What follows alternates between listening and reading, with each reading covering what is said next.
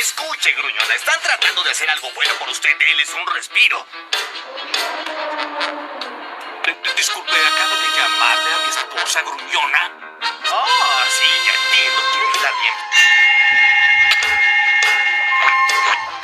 Ahora, levántese y de...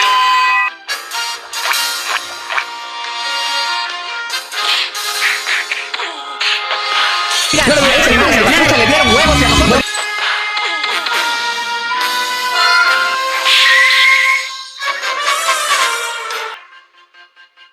¿Cómo está, muchacho?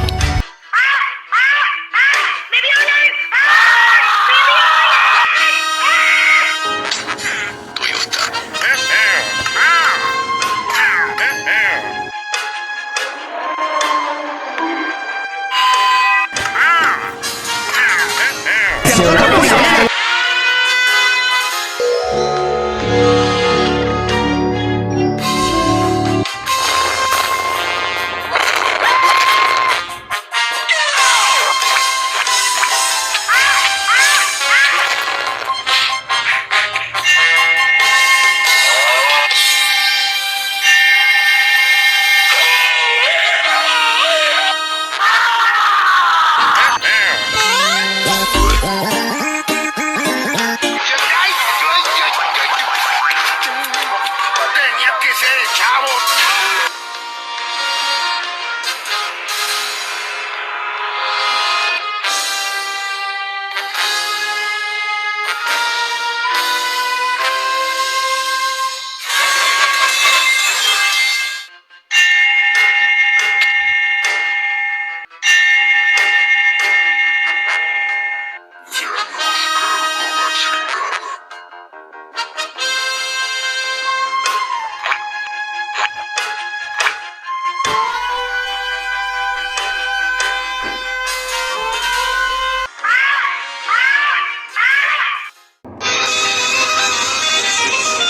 Pon atención, Thorfinn.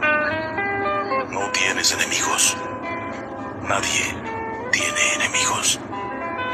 Nadie en este mundo merece ser herido.